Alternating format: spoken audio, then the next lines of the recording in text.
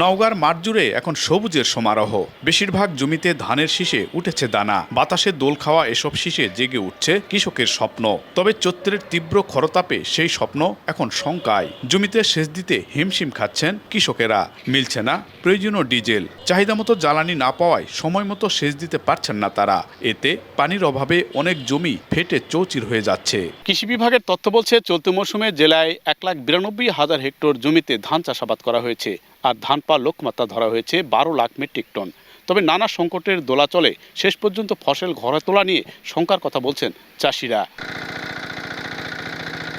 প্রত্যেকটা শীষ বের হয়েছে, এটা ধানের চাল গঠিত হতে হলে এটা পানির প্রয়োজন। এখন আমরা সেই পানিটাই আমরা মাঠে দিতে পারছি না। আমাদের কারেন্ট থাকতেছে না, তেলে পাচ্ছি না, তাই এই মুহূর্তে যে ধানটা বাড়াচ্ছে সে ধানটা পানির জন্য ধানটা বাড়াতে পারতেছে না। এই সময়ে মানে ধানে পানি দেওয়ার একটা সময়, কিন্তু এই সময় যদি পানি না হয় তাহলে এগুলো ধান তো সব নষ্ট হয়ে যাবে, সব চিতান হয়ে যাবে। কারেন্ট থাকছে না, খরচ অনেক বেশি, আমরা খুব টেনশনে আছি। কৃষি বিভাগ বলছে, জরুরি ভিত্তিতে জ্বালানি সরবরাহ না হলে সোনালী ফসল রক্ষায় চরম বিপর্যয়ের মুখে পড়বেন কৃষকেরা।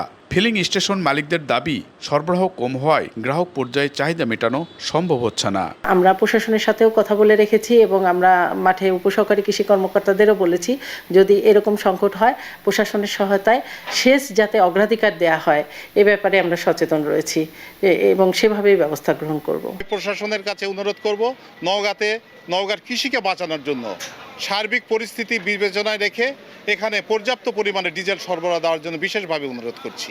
জানুয়ারির মাঝামাঝি সময়ে রোপণ করা এসব ধান সাধারণত এপ্রিলের শেষ সপ্তাহ থেকে কাটা শুরু করেন বরেন্দ্র অঞ্চলের কৃষকেরা। এমআর রকি, সময় সংবাদ, নওগাঁ।